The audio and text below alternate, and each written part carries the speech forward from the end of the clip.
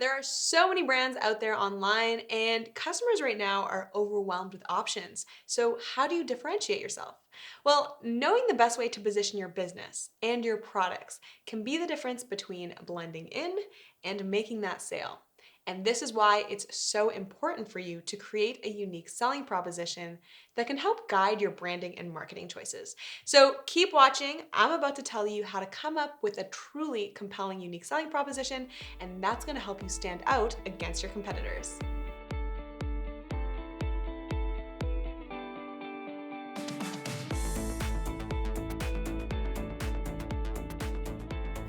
Welcome back, and if you're new, welcome to Learn with Shopify. My name is Michelle Valley, and I am your host. So, on this channel, we are constantly creating content that's going to help you start and grow your online business. So, if you're a small business owner, or maybe you're looking to become one, then you're going to want to make sure that you are subscribed to this channel. But without further ado, let's just hop right into it. So, what's a unique selling proposition? A unique selling proposition is the one thing that makes your businesses better than the competition. It's basically that specific benefit that makes your business stand out while the others are blending in. So, how do you find your competitive edge and how do you make customers choose you? Well, the first thing that we have to understand is that in the age of the internet, customers are drowning in a sea of options. So, they really just want to quickly understand what makes one product better than another. So, as brand owners, we need to respond to that by coming up with our own unique selling propositions. And that's actually USP for short, just for your reference. So, a USP should quickly answer a potential customer's most immediate question. And that is, what makes you different from the competition? So, how do we answer this question? Well, your USP is going to play to your strengths, and it should be based on what makes your brand or your product valuable to your customers. A compelling USP would be assertive, defensible, and specific. We make 100% scratch-proof glasses. That is definitely assertive, specific, and defensible. We sell high-quality products, not so much. So hopefully you can see the difference. Like I said before, it should also be focused on what your customers value. The unique selling proposition won't really be counting for much if your target audience doesn't really care about your proposition, right? So you got to make sure that your proposition is targeted. Your USP needs to be more than just a slogan. So, in essence, you should be able to talk the talk and walk the walk, right? It should be that meeting point between what your customers want, what your customers need, and then what your business does well. All right, here's a secret. What you sell actually doesn't have to be unique, but the message that you choose to focus on, that should be unique. So, in other words, you could be selling the same product as your competition, but if you have a different angle, then your unique selling proposition is what's doing all that heavy lifting. Here's what a unique selling proposition is not. So, it's not a specific offer like 10% off or 24/7 customer service. These definitely are convincing and they're definitely effective, but they're not unique and they're not positions that are easy to defend because any of your competitors can just copy them. A USP is also not just the header copy on your homepage. It's a position that your business takes as a whole that can be incorporated into the products and the overall experience that you provide, and basically any touch point that your customer has with your business. It's more holistic. All right, super quick break here. I want to ask you something. Is your website content costing you sales?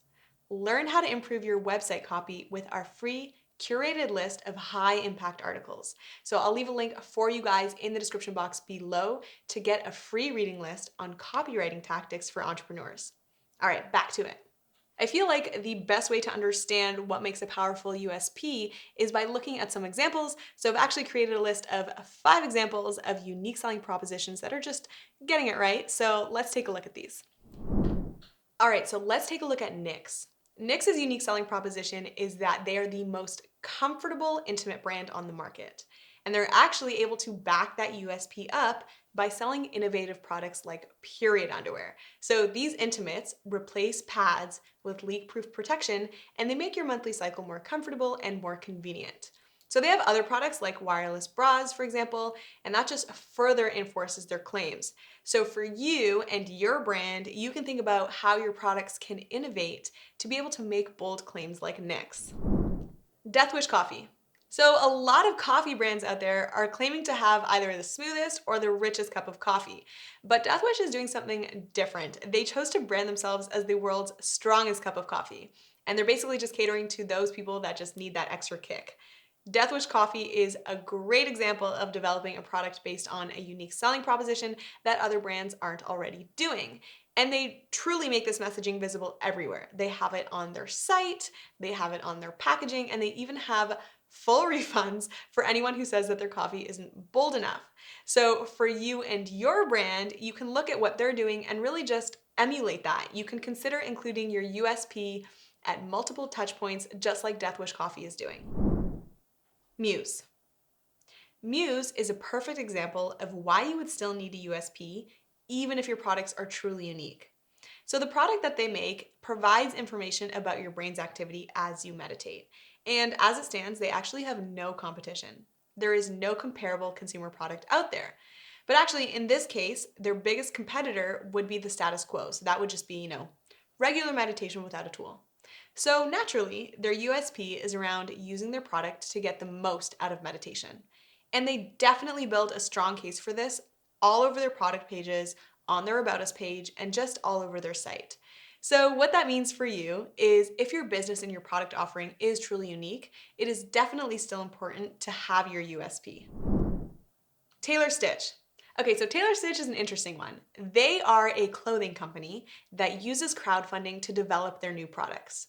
Some consumers actually frown upon established brands that use crowdfunding, but that definitely isn't the case here just because of the way that they make it a part of their USP.